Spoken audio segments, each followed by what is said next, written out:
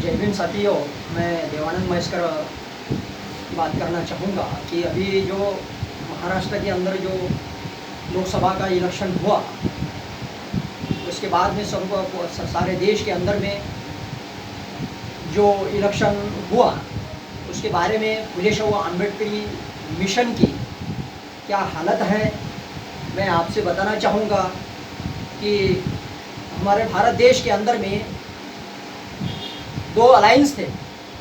एक अलायंस था इंडिया का अलायंस था, दूसरा अलायंस था राष्ट्रीय लोकतांत्रिक आघाड़ी एनडीए का अलायंस था। अलायंस के अंदर के लोगों ने ये बोला था, फुले शाहू अम्बेडकरी विचारधारा के लोगों को जिन्होंने चैलेंज किया था, ये कह रहे थे कि हम 400 सीट लाकर इस देश के अंदर में संविधान को हम कुचल डालेंगे। और समय चलते चलते चलते चलते समय यहाँ तक बढ़ गया कि हिंदुत्व बनाम संविधान की लड़ाई देश के अंदर में चालू हो गई। चालू होने के बाद में मैं कहना चाहूँगा कि भारतीय जनता पार्टी के लोगों ने इस देश के अंदर में जो जुनून पैदा किया था कि हम इस देश के अंदर में संविधान को नहीं मानेंगे, इस देश के अंदर में हम हिंदुत्व को ला देंगे। क्यों ला देंगे? क्योंकि राष्ट्रीय स्वयंसेवक संघ को 125 साल होने के बाद में हम उसका जश्न मनाएंगे। लेकिन आज तुम देख रहे हैं आज क्या हालत है भारतीय जनता पार्टी की। भारतीय जनता पार्टी को लोगों ने घुटने के बल पर लाके खड़ा किया है।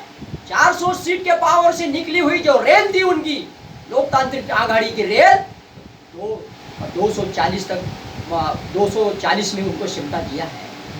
लेकिन महाराष्ट्र की राजनीति के बारे में मैं कहना चाहूंगा, फुले शाहू अम्बेडकरी विचारधारा के लोगों ने क्या किया, ये सब पूरे पॉलिटिक्स के अंदर में सारी जो बगावत की है महाराष्ट्र के हिम सैनिकों ने, ये बगावत का श्रेय अगर किसी ने उठाया है तो ये कांग्रेस की तरफ में हमारा वोट सारा चले गया है। और प्रकाश आंबेडकर को मैं पूछना चाहूंगा, वो सुने मेरे इंटरव्यू में, प्रकाश आंबेडकर को मैं काउंटर करना चाहूंगा कि बाबा साहब जाने के बाद में इस देश के अंदर में जो ल्याकुना पैदा हुआ था, हम तुमको मानते हैं कि बाबा साहब आंबेडकर के पोते, तुम खून के रिश्तेदार हो, लेकिन आज महाराष्ट्र के अंदर में उन्होंने 48 सीटा में से 46 सीटा खड़ी की थी। वो सीटा के ऊपर में उनको 18 लाख 18.5 लाख उनको मतदान हुआ।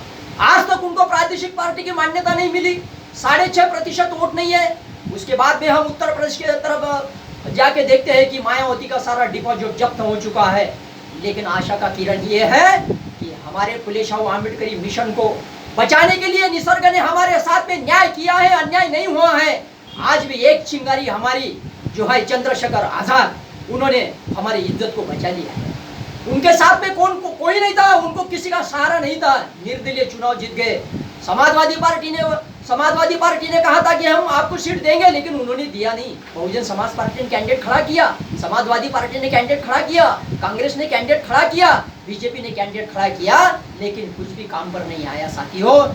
इसी वजह से मैं देवानंद महेश्वर आपसे रुखसत लेना चाहता हूँ और मुकनाइक इंडिया न्यूज चैनल को सब्सक्राइब करें, लाइक करें। धन्यवाद। जय भीम।